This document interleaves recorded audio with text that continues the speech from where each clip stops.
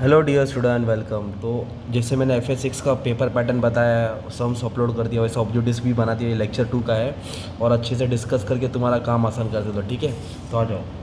तो सबसे पहले क्या है, सुनो अच्छे से।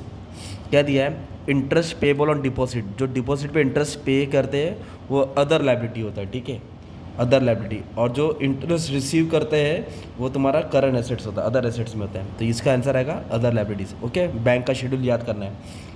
Dash asset will be one which has remain not performing asset NPA less than और इक्वल टू 12 मंथ। जो 12 महीने से कम रहेगा तो उसको सब स्टैंडर्ड बोलेंगे। क्या बोलेंगे? सब स्टैंडर्ड एसेट्स।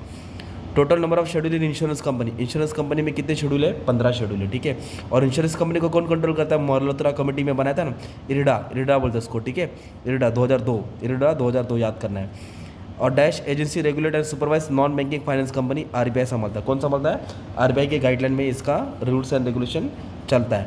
और NBFC जो भी पब्लिक से पैसा एक्सेप्ट करती है उसका मैक्सिमम पीरियड 60 महीना होता है, मतलब 5 ईयर्स। कितना ईयर्स होता है? 5 ईयर्स। कंफर्म याद कर लो अच्छे से। और गुडविल में सबसे मेन क्या है? वैल्यूएशन ऑफ गुडविल में सबसे मोस्ट इंपॉर्टेंट वैल्यू क्या होता है?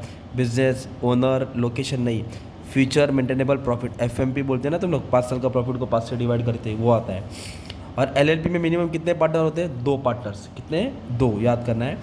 और following can become a partner of LLP। LLP का कौन पार्टनर हो सकता है? कंपनी भी बन सकती है, इंडिविजुअल भी बन सकती है, LLP का बाहर का भी बन सकता है। तो इसका answer all of the above होता है। Following are the factor affecting goodwill. Goodwill को क्या अफेक्ट करता है? नेचर ऑफ बिजनेस इफेक्ट करता है, technology know how, technology management का decision, location effect, location of customer effect थोड़ी करेगा यार गुडविल को, यार एकदम लॉजिक वाली बात थी। तो वैसे ट्रू और फॉल्स भी आएगा तुमको। ठीक है, तो क्या बोला इधर? सब ब्रोकिंग कंपनी मस्ट भी रजिस्टर विद RBI। फॉल्स। जो सब ब्रोकिंग है उसको RBI के साथ रजिस्टर करने की ज़रूरत नहीं है। ठीक है, ये याद कर लेना। मॉर्टगेज मतलब गिरवी, guarantee company have not been notified as non banking financial company. False. उनको नोटिफाई करना पड़ता है, वो उसके अंदर आते हैं। Premium shall be recognise when income is receive. True. Premium कब आएगा? जब इनकम आ रहा है।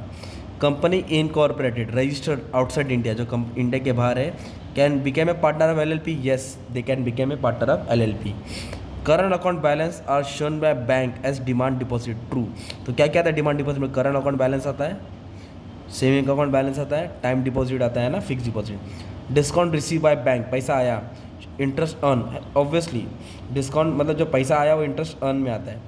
All nationalise bank are govern by banking regulation act. Yes, उनका एक एक्ट है, वो फॉलो करना पड़ता है। Okay. Fair market value of share is an average yield value and intrinsic value. Obviously fair market का मतलब होता है intrinsic plus yield divide by 2। Okay, yes, sum भी सॉल्व कर दिया आप लोग ने। Goodwill is excess of sale value of business over net asset. Assets मतलब एसेट है बिजनेस का 10 करोड़ और उसको बेचा 5 करोड़, 15 करोड़ का, तो 5 करोड़ क्या हो गया? गुडविल हो गया ना, ज़्यादा वैल्यू मिल रहा है आप लोगों को। LLP should have minimum 2 partners. Yes, maximum unlimited. हक की बात है, ट्रू है ना यार। तो ऐसा करके पूरा बुक्स पढ़ा दिया और सम सॉल्व कर दिया। बच्चों को बस जाके देखना है, देख लिया तो अच्छी बात है, नहीं देखा तो बस पढ़ना पड़ेगा, ध्यान देना पड़ेगा। ठीक है, और पेपर इजी आता है और शॉर्ट नोट भी 1 वर्ड्स में उठा के कुछ भी डाल सकते हो तुम लोग, वो भी एक्सप्लेन करा दियो। ऑल द बेस्ट, टेंशन नहीं लेने का। ठीक है।